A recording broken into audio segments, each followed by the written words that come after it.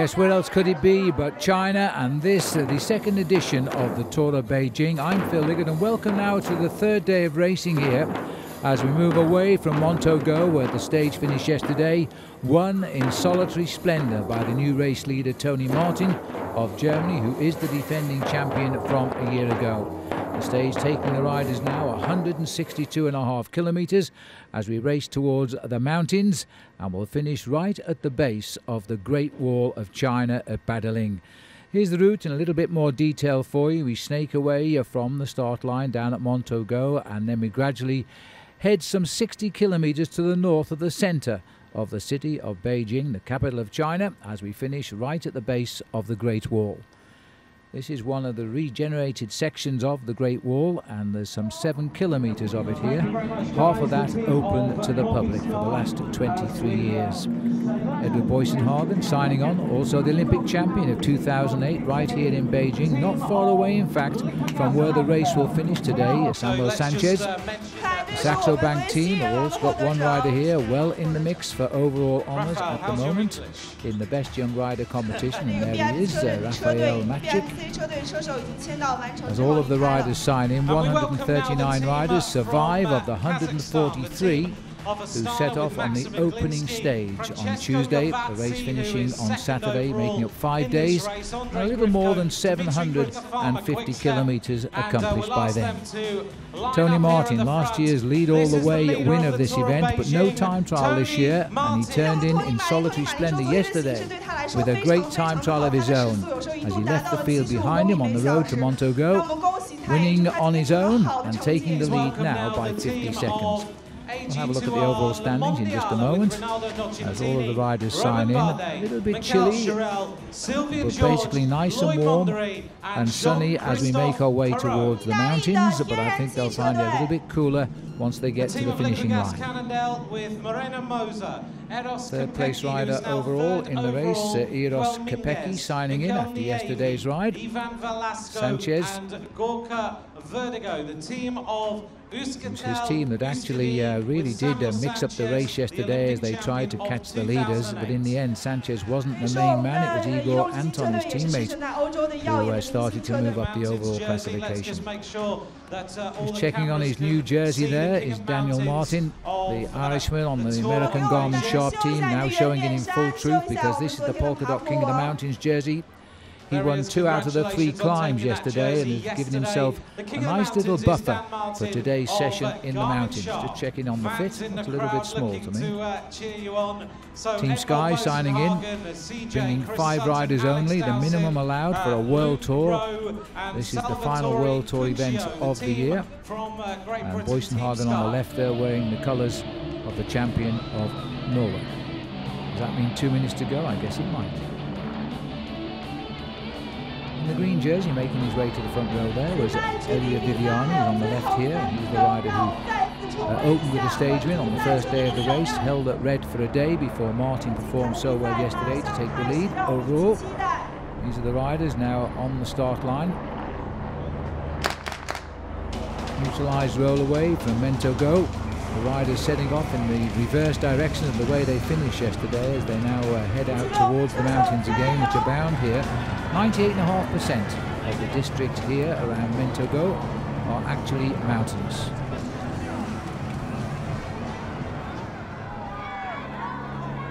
So a 50-second advantage overall for the man in the red jersey. That's more than by which he won this race a year ago for Tony Martin. Just chatting with his namesake in the white, which is Dan Martin, no relation of course. One is from Ireland, one is from Germany. Flag is in, race is on, and immediately onto the attack here is Johnny Hogeland of the Vacansoleil team from Holland, quickly marked by Martin Kohler, the champion of Switzerland, on his back wheel there. Very typical for the start to a long-distance professional race. Early morning attacks, we often refer to them as, except it's early afternoon here in China, as the mid-morning breakaway tries to establish a lead and the carrot for the rest to chase. Big day this, a big test indeed as well for Tony Martin's team, the Omega Pharma Quick-Step team, simply because he was the only rider to finish in the front bunches yesterday, which indicates the team might not be up to the target of defending the overall lead for him, because they'll be expected now to set up the chase. As we move up towards the 37-kilometre point here, these are 7 riders that are established at about 34 kilometres into the day. There's all the names for you. George Bennett from Radio Shack, Mikel Niev of Euskaltel-Euskadi in the orange jersey. These 7 riders getting clear. Andrei Grivko, number 21 there, also in the breakaway. Steady long climbs of the day here. Beautiful climbs, perfectly surfaced roads, and as we saw yesterday in these mountains, they were power climbs where strong riders could use big gears and race at high speed, not just up the climbs but also down the climbs, touching speeds on 100 kilometers an hour yesterday. And it was on those descents that Tony Martin managed to break clear of the field and run home a clear winner by almost a minute. All the attacks being brought back to heel just at the moment, and on this first second category climb of the day.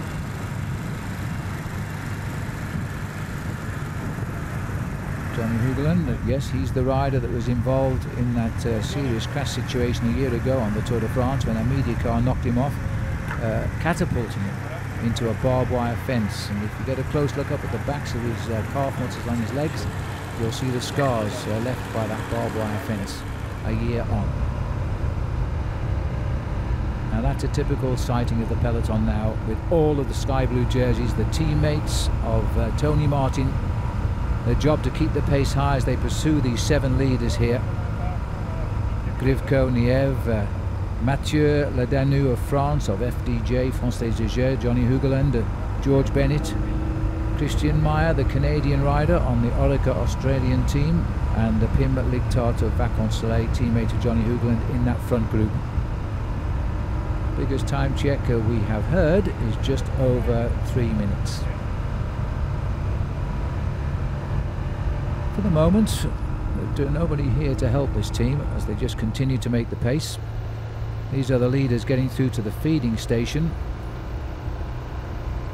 Ligtart is the rider who has been very frisky on the small hill they've been over, the third category climb just before the breakaway established. We're now only 61 kilometres from the finish, 100 kilometres into the race. Christian Meyer was second there, Hugeland was third.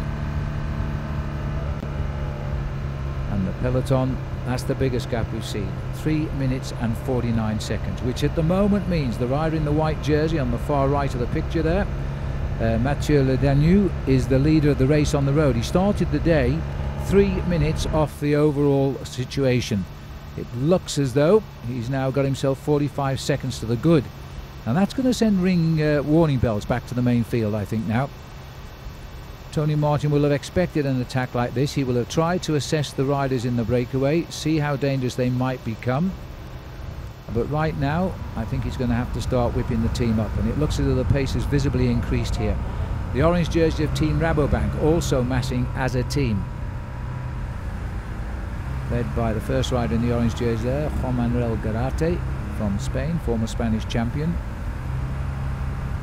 Doesn't look too concerned at the moment, Tony Martin. He led this race from start to finish last year, having won the time trial. He led right through to the end. No time trial this year, different format, a hillier race indeed. He wasn't expected to be in the red jersey by day 3 of this event. And it looks as though there might be a little bit of help coming here, and that's a volunteer in the form of Liquigas Cannondale, because they have Eros Kopecky sitting 3rd overall in this race. So they feel as though it's their duty to put at least one man in the pursuit, and that's not good news for the breakaway. Just moving up to the breakaway, because those are the flying legs there of Mikel Niev, number 46. Nearest the camera's 23, that's the Ukrainian champion. And Grivko, who's also the champion of the time trial. The only 2 races he's won this year, Grivko, the time trial and the road race of his country. 144, George Bennett from New Zealand. It's a very international breakaway this, with the Canadian Christian Meyer just peeping into our picture here. 127. He must learn to play the game of poker, because his face never gives anything away. Following through on the wheel there of Pim Ligtart, also a very, very good track performer. Went to the Olympic Games on the track. 172, and showing some good speed here in this breakaway. He's also had so far some good riding on the hills. He's won 2 of the 3 hills today, which now puts him in contention for that polka dot jersey being worn by Daniel Martin. And in fact, Martin not in danger of losing the lead today. He got second on the first climb behind Valentin Iglinsky after just 19 kilometers, and that was the steepest climb of the day as well. So the 6 points gain there will keep him in the polka dot for tomorrow. Just having a look here, 61 is Ryder Hejjedal, the winner of the Giro d'Italia, the only Canadian in fact to ever have won that race, and he won it on the very last day this year. Absolutely outstanding performance, well deserved, to the chagrin sadly of Joaquim Rodriguez, who for the last 2 years has lost a major award on the last day in the Giro d'Italia. Information coming all of the time from the team cars here, because there is a sign now as they've passed through the feeding zone that in fact this breakaway is starting to lose a little bit of its lead under the charge of the Omega Pharma Quick-Step riders, maybe a little bit preoccupied as they've just now come through the feeding station, stocking up for the last kilometers of the day.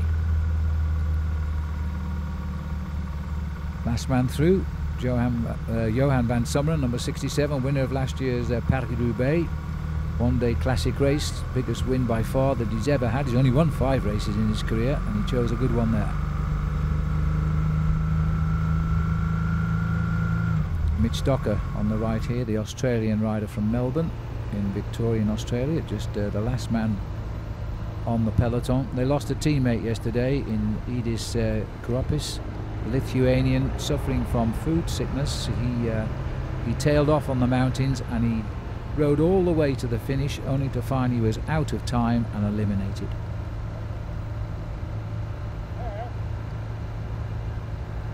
Well, the 2 Vacances Soleil boys have done a lot of work in that breakaway. In fact, Johnny Hoogland calling up his team car just to have a chat at the progress of the breakaway. There's an awful lot of riders prepared to follow the wheels here of the Omega team from Belgium. They know what they've got to do. They know that Tony Martin will keep them charging, and so they also know why should we help chase down the breakaway when it probably will be inevitable anyway. So this is Hoogland, last chance for some food and a drink perhaps before we start heading up towards the climbs of the day, and heading around the Tu Ming's Reservoir, scene of the triathlon in the 2008 Olympic Games here in Beijing. In fact, the riders today running almost parallel with the road, those that took part of course in the Olympic Games road race and the time trial back in 2008. Won't quite go over the same territory. And these 2 riders here from Holland have really decided to whip this one up. Well, it's still a good way too. It's still 3 minutes 45 seconds at the moment. And it doesn't look to me as though they have any passengers with these 7 riders all preparing to go well together. This is the return to the peloton of Edvard Boysenhagen. Now he must have had a problem. He's coming back very strongly, maybe a flat tire or something. Champion of Norway moving in. Had a very strong Tour de France alongside Bradley Wiggins and Chris Froome this year on the same Sky team. The British cyclist getting first and second, which was a historical thing in the Tour de France. Nobody's riders ever made the top 2 before, and then they get first and second. Garate just peeping into our picture there. Good workhorse, former winner of the Tour de France stage that finished on top of Mont Ventoux a couple of years ago. 3:55 at the moment. Things are looking good for that breakaway, but there's still a long way to go. The race will finish as we climb very, very steadily towards the base of the Badeling Great Wall. It doesn't go right to the very top, to the actual gate. If it did, it would probably make a big difference because it gets steeper after we pass over the finishing line, but it is nonetheless a difficult line to reach.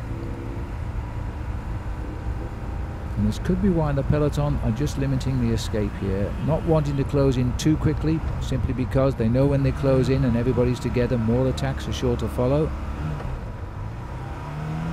Liquigas helping out, no other team bothering to. Grivko just near his camera. These are the legs of Ledanu. Jayco rider is Christian Meyer, the Canadian. He comes from Vancouver. Rarely gets to see his home country of Canada these days, being a top professional on the Orica Green Edge team. He actually now lives in northern Spain.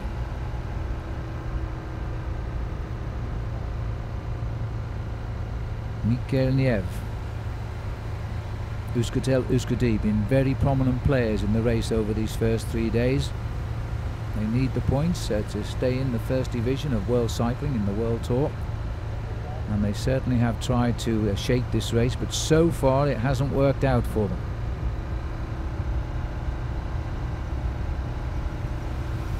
Still signs of the famous smog of Beijing here today. It came back in this morning. We've had 2 brilliantly clear, warm, sunny days, 100 kilometers of visibility, but this morning there was quite a smog in the center of the city, and it seems to have moved out towards the mountains today.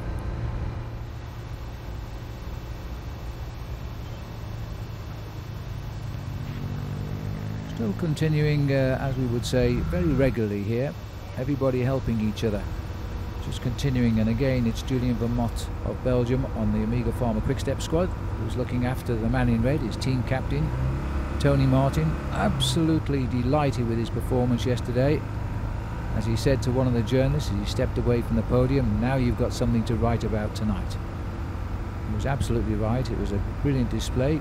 World Time Trial champion for the 2nd year. He won that title in Valkenburg, in Limburg in Holland, just before he came here to Beijing. Didn't think his chances were quite as strong because no time trial in the race here this year. Elia Viviani on the first day wore 3 leaders' jerseys, including the red after winning the first stage. Now he's down to the green, and it's not even his because it's on loan from Tony Martin. They're equal on points. Martin has to wear the red leaders' jersey. There's Boysenhagen now settling back in. He's a very, very strong Norwegian rider. Up alongside his teammate, which is Luke Rowe, the British rider, and all of the team here now. Just in front of Rowe there is Alex Dowsett. They seem to be pretty dedicated here to keeping Boysenhagen at the front of the peloton and at the front of the overall classification. He sits 4th overall, where he's been ever since the race started. Pim Ligtart, number 172. When he gets to the front of this line, he really does whip it up a lot. And Ledanu also has time to gain, things to gain here. Not only is the leader on the road of the race, but he's also chasing that green jersey worn by Viviani. And there are small points at stake at the sprint points, and there are 2 out here before the finish.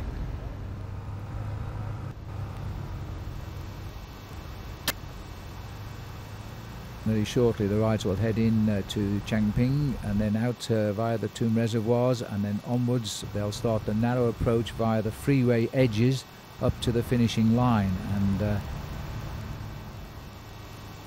I don't know how much longer the peloton can afford to allow this breakaway to command such a lead. This is the sprint coming in here now, and in fact Ledanu is in a bad position here. He won the first one, which was a while back, and he got the 5 points available.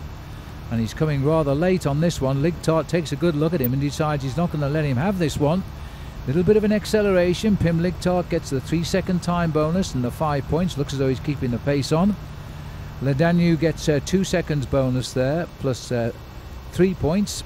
But nonetheless, he has now a lead in that green jersey competition, but it could change with the result at the finish, where there are 15 more points for the man who wins the stage. Now the gap is now sitting at just on 3 minutes and 15 seconds. They've got 44 kilometers still to race. Here's the peloton now in the same town, but about 3¼ minutes back. Little bit of help wanted there for Christian. That's Wesley Salzberger there. I think he's got perhaps a cape underneath there or some form of clothing. Time to get rid of it for the climb.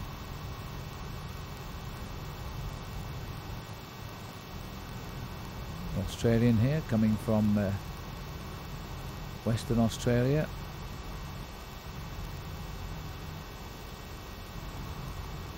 Happy enough to feel as though the weather's warm enough to continue all the way to the finish. Here comes his car now.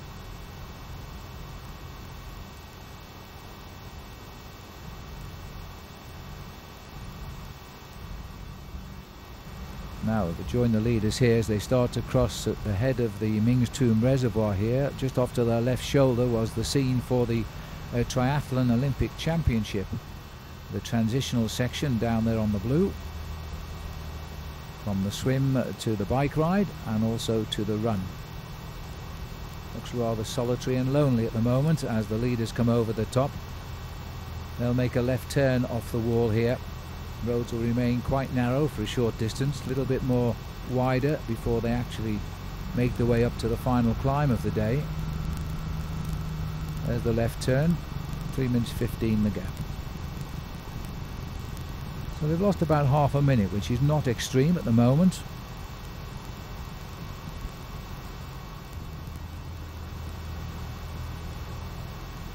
Grifko is the rider on the far right in the light blue. That's the colours of his national jersey as champion of Ukraine, not the colours of his Astana team. They lead the team race at the moment, so to have him in the breakaway is very beneficial. Mikhail Niev pushing the pace on, and the two Dutch riders always willing to keep it going. Ligtart drives through while his teammate Johnny Hugeland takes a drink.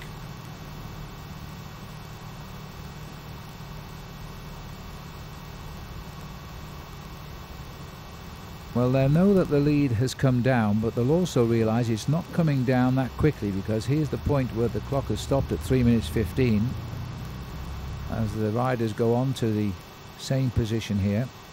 Peloton still under the escort of Amiga Pharma Quickstep, and is absolutely typical of a professional bike race. It's always down to the teammates of the race leader to set the pace. The others will wait to sense a weakness. Interesting to note that the actual finishing podium is still down there from the 2008 Beijing Olympic Games for the triathlon.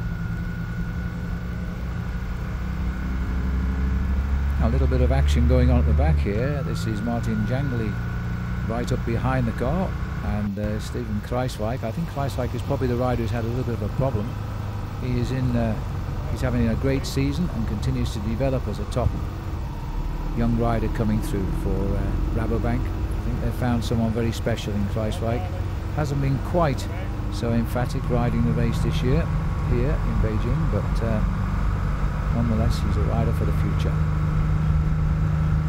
No wins at all for him this year, but he finished 9th in his first attempt at the Giro d'Italia last year, which was an incredible performance for the then 23-year-old rider.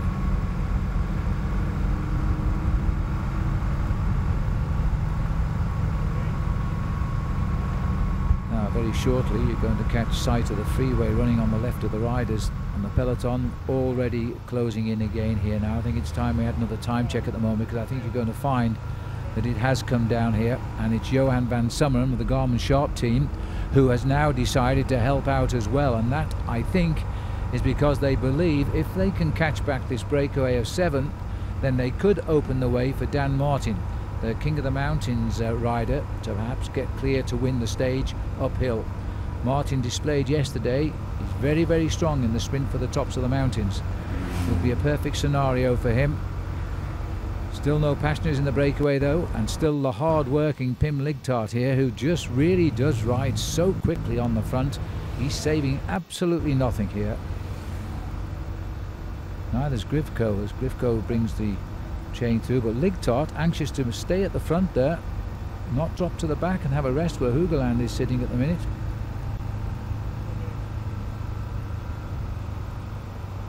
They must know that the chase is on behind now.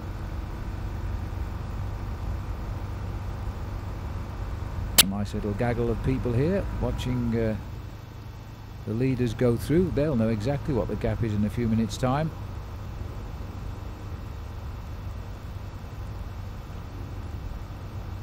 George Bennett sat just on the back here, the New Zealand rider rather, for Radio Shack, which is the American team.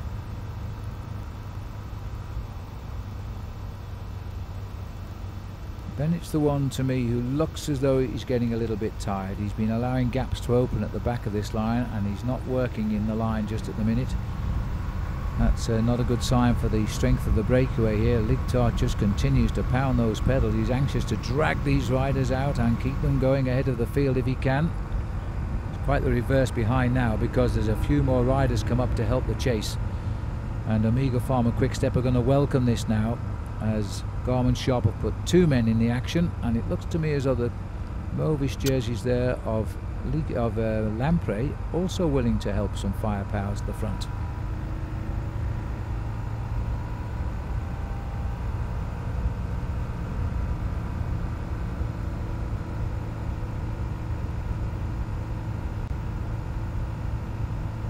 Rabobank moving riders up on the outside. They're sensing now, because the roads now are all set for the final climb of the day, they will narrow down, and they will very shortly start climbing slowly but surely all the way up to the finish. It gets steeper towards the end, and so riders now will anticipate moves by other men.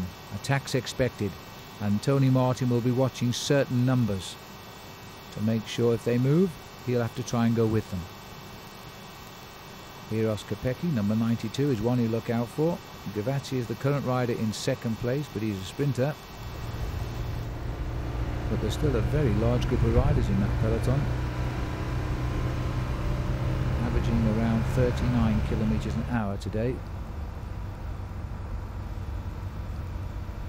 Heinrich Hausler, the rider in the blue in the distance there, also a good sprinter. He won the stage into Montaugo last year, but over a different course, a little bit flatter. One or two anxious looks on the faces of those riders in the peloton. Tense looks, I think, might be a better description. 2 riders at the back now. Gaps are opening when there's acceleration at the front. George Bennett and Johnny Hoogeland, I don't think are going quite so well anymore at the back of this line. Niev, the Spanish rider for Euskaltel, willing to drive. Grivko never gets tired, 23 kilometers out from the finish. And the gap at the moment has tumbled down. It's just over 1.5 minutes. I thought I saw Grivko there trying to shout the back markers to come through and keep the chase going. It seems to have been successful enough as he moves onto the wheel of Niev, and then Ledanu clips onto the wheel of the man in blue. 1 minute 35, 23 kilometers to go. It's unlikely they'll survive. Somebody, I think, is going to have to try and make a move from this breakaway and take just the strong riders with them. There is Grivko.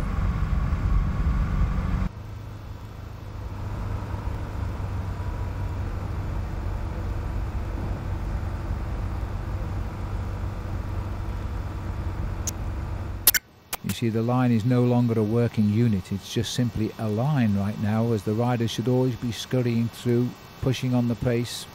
There's Hoogeland, looking a little bit tired, I feel. Same as George Bennett here at the back, number 144 for the Radio Shack squad. And these are the roads they don't want to see just now, long, straight. That's a 1.5 minute view for the peloton, who are going to see where the leaders are. So they need to get into the narrow roads, which will be starting very shortly.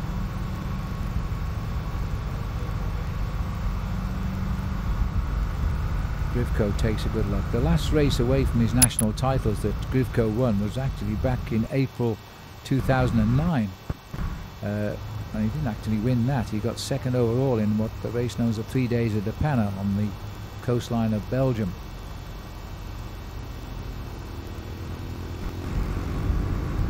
But he's a very aggressive rider, and he's particularly good at stage racing.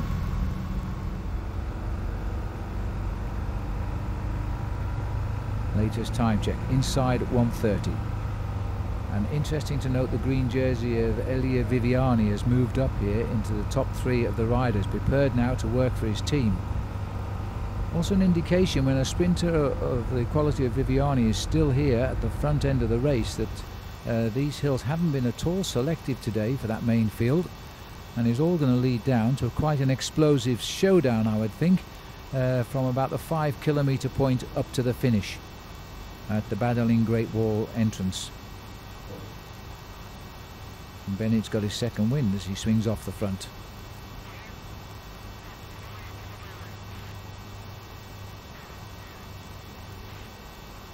And at last the riders now are swinging across the freeway here and getting themselves A little bit more out of sight and out of mind if they can from the peloton. The gap coming down quite rapidly, and I should imagine on these long straights you might see the lights of the leading motorbikes of the bunch behind now. It's just around a minute. This is there's still the breakaway. Still Neve is trying hard enough to keep the pressure on as he continues, but there's the time gap confirmed now. 58 seconds only for the peloton. They may not know that gap either. The two Vacances riders now slip to the back of the race. Meanwhile, it's Fabian Weckmann here, the champion of Germany, but he rides for the Garmin Sharp team, now trying to drag this race together for their King of the Mountains leader, Dan Martin. Same on the right. The men in black have come forward now, the Sky team, to try and put Boysenhagen into a situation. And I'm sure Tony Martin will be noting who is moving to the front. The red jersey, he's out of our sight, but he's just tucked in behind his teammates right on the front. There he is. And because the roads are narrow now, the riders with ambition have got to hold the position at the front of the peloton. It's a good move by Fabian Weckmann. He seems to have found his feet again, moving across to the American Garmin Sharp team, winning the German title, which he's had before. And there's trouble here as the climb has barely started up to the finish. Still quite a way to go, but George Bennett, I think, has decided the last gap was 46 seconds. It's game over for him, and that looks like Pim Ligtart, surprisingly, who's also stepped off the back of the breakaway. So all of those superb turns at the front, he's paid the price. 5 riders left. Little stepping stones now as they're on the left hand side of the freeway. This is the small road which takes us straight to the finishing line. There is another route on the freeway, but not for these guys. Well, there had to be an attack, and the attack has come from Christian Meyer, but look over the shoulder of Christian Meyer, you will see the peloton is in the distance, probably 30 seconds there.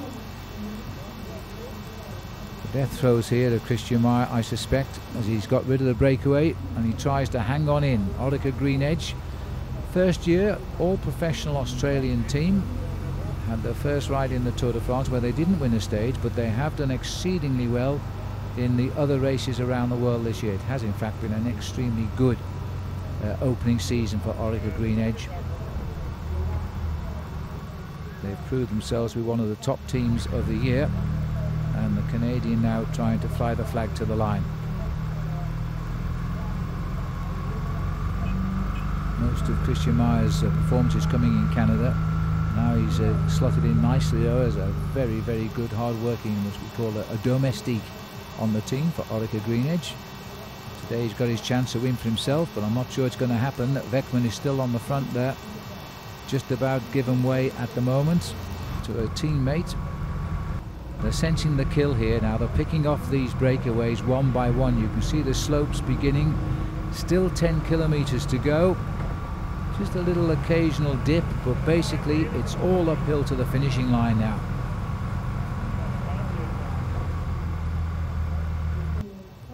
Meyer, you can tell by his rhythm, in and out of the saddle, just trying to keep something going here. Doesn't look as though he's going to hang on. And this is a particular steep stretch of the course just at the moment. The only thing in his favour, he's going around corners, so they won't see him quite so frequently.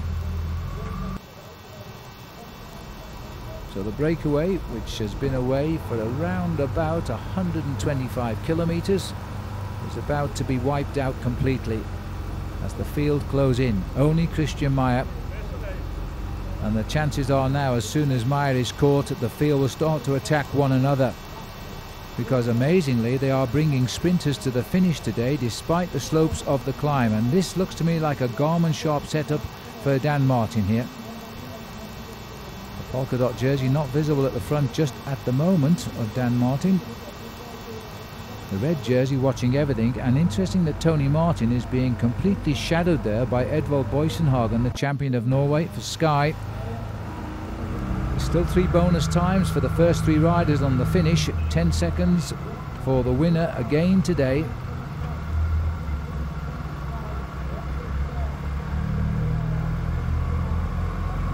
Hejidol, who did the big turn at the front, wonders where the rest of his team went as he drops towards the back again. He's actually looking around to see the location of Dan Martin, I'm sure of that.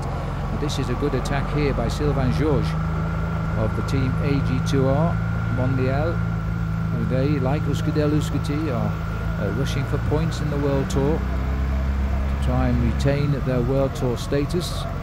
One win only for Sylvain Georges this year. 28-year-old. He won the 6th day of the Amgen Tour of California, which was a tough race and a hilly one, very similar to this in the mountains down in California. And this is a very, very good turn of speed. He's shadowed there by a rider from Française des Jeux, who seems unable to work with him. And the chase is on from behind. Well, Georges is no threat overall, because although he was in the breakaway originally yesterday, he finished up losing 9 minutes, so Tony Martin's not going to concern himself. In fact, it will be to Martin's advantage if Georges was to win this and take the small time bonus away.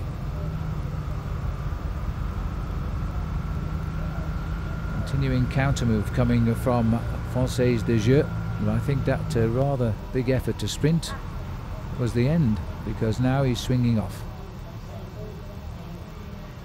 Down to one teammate to protect the race leader. Tony Martin is shortly going to be isolated and on his own. Georges continues to try, but it's a lost deal, this one, as the field are just leaving him there to fry while they decide on their next move.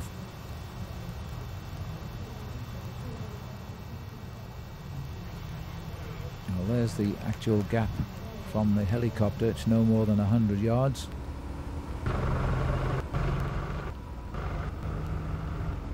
Had a very good season last year before he changed teams. Sylvain Georges, he rose for the Big Mat team, which is a French setup. Won the overall of the Rhône Alps Tour, and he also won a race in Brittany, the Grand Prix Plumelec. That was enough for La Mondiale, AG Tour La Mondiale, to sign him. And so far, one win for him this year. It took a long time before they'd won any races at all this year. But then they got 2 the same day around the world. One thing about this man, there's no point in buying a lorry, because he seems to be passing them all on the inside. 8 seconds the gap. But watching those heavy vehicles grind their way up this road towards the Great Wall on the freeway, you get some idea how steep the motorway is there. As coming through on the old road on the inside, he seems to be catching them all up. This might give him a little bit of confidence. Gap is stretching. Still a long way to go. Haven't seen the 5 kilometre point. It's not very far along this road at the moment. Field is still massing and very few riders being dropped off the back, but look at that gap now. He really has stretched it this time. As I say, Tony Martin will be very happy, but it looks no Team Sky have an interest now, because they've started to move up on the attack as well. Alex Dowsett is the rider setting the pace for Team Sky there. Faithful teammate and really good friend of Edvard Boysenhagen as well. That was 4 kilometres just around that corner. And that seems to be alarm bells ringing, because the peloton, under the impetus of Alex Dowsett, who's the British time trial champion for the past 2 years, has now started to shut it down. And that can only be for an attack by Boysenhagen, surely. But this is going to preempt any attack from Boysenhagen, because this is Igor Anton, who has gone, the Euskaltel-Euskadi rider, just seeing if it's worth the effort. He most certainly is. He chops across the corner. Well, he was the strong man in the breakaway that brought back the breakaway yesterday. He drove it on in the favour of Samuel Sanchez, and then in fact Sanchez just didn't have it at the finish, and he barely scraped into the top 20 on the line in Montaugo. But he slices through the bends here, chops them off nicely. Well, it would be a very deserved winner, Igor Anton, if this were to be the case, because they really have worked hard for a result.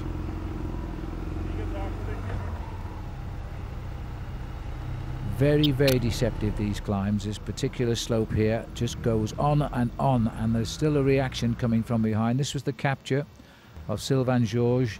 He waited for that very moment before he opened the attack, and he caught the race in full cry, and it cracked a little bit there. It looks as though they've recovered now. No wins for Anton this year. Previously won 4 stages in the Vuelta de España, this rider, and had the pleasure of wearing the leader's jersey, which coincidentally, by the way, in the Vuelta de España is red. He's worn it 5 times in that tour. And this looks as though it might be Edvard Boysenhagen. Those broad shoulders of Boysenhagen, who has now decided it's worth a shot. He must be approaching 3 kilometers to go. Little look under his arm to check. Anton can't get on board with him. He's going to try. A little bit of a false flat here at the moment. The champion of Norway now tries. Now this is a very, very serious move. There's 3 kilometers to go. If Tony Martin doesn't react to this, this could upset the overall classification. Remember, there is a 10-second bonus for the winner today, plus his real-time gains over the field. He started the day just over 50 seconds behind, 55 seconds behind overall. So he may not get the gap which will give him the red jersey, but it would certainly put him right up behind Tony Martin with 2 days still to race. This is a very clever move. It was planned. That's why Alec Dowsett went to the front to try and close down the attackers of the day. It was Igor Anton who spoilt the party when they caught up with the leaders, who put in his own attack. Boysenhagen's waited well now to try his own little move. He's got a tremendous gap here now. Swings back out onto the main approach road to the finish. Looking for the 2 kilometer banner. Anton still has not been caught by the field, who may be a little confused by these late flurry of attacks here. Freeway now on the left shoulder. There's the 2 kilometers to go, less than 2,000 meters to the finish. The peloton itself has split drastically in the chase here now. I would say there's no more than 15 riders left in that chase group, so a lot of riders have given up the ghost.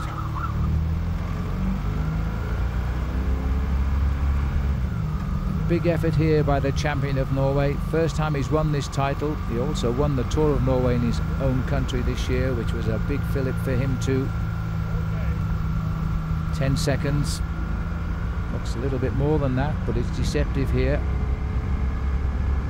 It's all or nothing now for Edvard Boysenhagen, and every pedal rev is gaining a second or so over the main field. This is what I often call as a cheeky move, and if it works, he's going to be right up behind Tony Martin tonight with 2 days to go, and some very difficult roads lie ahead. Maybe not tomorrow, where it's undulations rather than mountain climbs, but certainly on the last day, in the last 40 kilometers of the day, there's the hardest mountain of the race. Very shortly, Boysenhagen's going to see 1 kilometer to go. There's no sign of action. This is looking very, very good indeed now for Eddie Boysenhagen. The boss, as his teammates call him. They've worked very hard for him these last 3 days rather.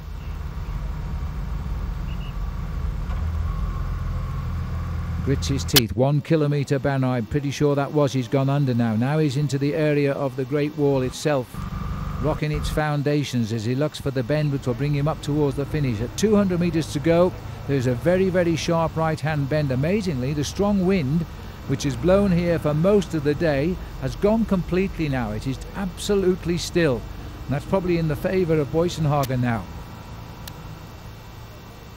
Round every corner as he inches his way towards the finish. There's a nice crowd waiting at the finish too as he comes up towards the summit now. This is going to be a tremendous win for Edvard Boysenhagen.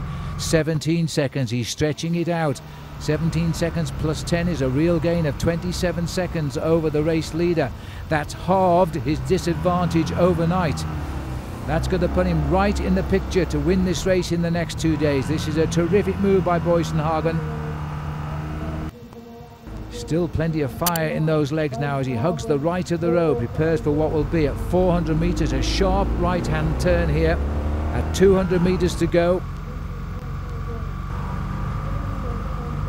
Into our view on the long camera, looking for the right-hand turn now. Boysenhagen, his face a picture of pain here as he continues to come up on the barrier side. The champion of Norway and the leader of the Sky team here, and can you believe it, the peloton aren't that far behind. That's not 17 seconds, as it's Dan Martin in the polka dot jersey, so his team were right to work for him, coming after him. Boysenhagen has seen them coming. He's in 200 meters of the finish. They swing off that bend, 150 meters to go, and Dan Martin is leading the chase here. They are closing in, 100 meters to go now. Gavazzi has gone on the left. Boysenhagen's leg has just left him. Boysenhagen is fading on the line. It's Gavazzi who snatches it. What an amazing victory. And you know, I'm almost certain that Boysenhagen will have crossed that line in only third place, caught just on 5 meters from the finish. All of that time wiped out. He'll get a small time bonus, but that's about his only gains on the day. That is absolutely amazing.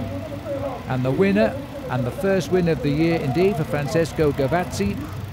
He's a sprinter, and an awful lot of riders will be very surprised he survived the hills of the day to not only retain his second place overall, but with that 10-second win bonus, it's now he who has gained time over the red jersey of Tony Martin. You can see the red jersey right in the middle, about 10th or 11th place for Tony Martin there. Well, this is going to be one of the best wins of his career here, although he has won the stage of the Vuelta de España. This is very, very special. Surely he could not have imagined that Boysenhagen would crack in such spectacular style in sight of the finishing line. They were 10 seconds behind at 200 meters to go. They take it off him right on the line. And the same to you, Francesco. So there's the result. Gavazzi gets the win, all given the same time on the line. Daniel Martin, Boysenhagen, not Gentini, and not inside the first 10 places indeed for Tony Martin, but he gets the same time. That is significant. He will keep his race leader's red jersey. While here we have Gavazzi on the podium with Alan Rumpf here, one of the organisation here. So there he is. Let's hear what he's got to say as he chats now with David Colbert. First place for Gavazzi. Thank you, Francesco. Thank you, presenters. We're with Francesco Gavazzi. Fantastic victory today. Una meravigliosa vittoria oggi, Francesco. Sì, una vittoria che aspetto da tutto l'anno. It's a victory I've been waiting for all year. Arrivare qui a fine stagione in Cina ha un sapore particolare. And to arrive at the end of the season and win a stage in China is really wonderful. Did you think that you were going to catch Edvard Boysenhagen at the line because you only had a very short margin? Okay. Sì, pensavo all'ultimo chilometro che Boysenhagen ormai fosse imprendibile.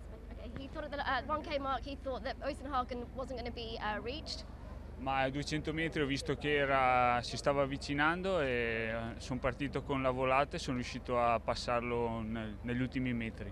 But then he realised at 200 metres he was able to reach him, and then he went with the sprint to beat him on the line. All right, well done today. Congratulations. Thank you. You should probably gather there, in fact, Francesco does speak quite good English, but he preferred to speak in his own language of Italian there, as we now see the red jersey here being covered up briefly by Tony Martin, who'll be happy with the result at the end of the day. He lost 10 seconds of his overall lead, and Gavazzi now consolidates second place, 40 seconds off the lead. Daniel Martin is in third place at 50. Boysenhagen retains fourth at the end of all that, looking now for 52 seconds. Eros Kopecky is in fifth, and Ronaldo Nocentini also in the places again today. Is there in sixth place. But the second day in the red jersey, and 2 more days to go for Tony Martin, the world time trial champion and defending champion of the Tour of Beijing. So he is now all set for an easier day tomorrow if all goes well, but it could be a day, you know, for the sprinters. Gavazzi might even be in the frame again tomorrow. But the last day, it could all go down to the last 40 kilometers on Saturday as to who will win this race. Until tomorrow, goodbye from China.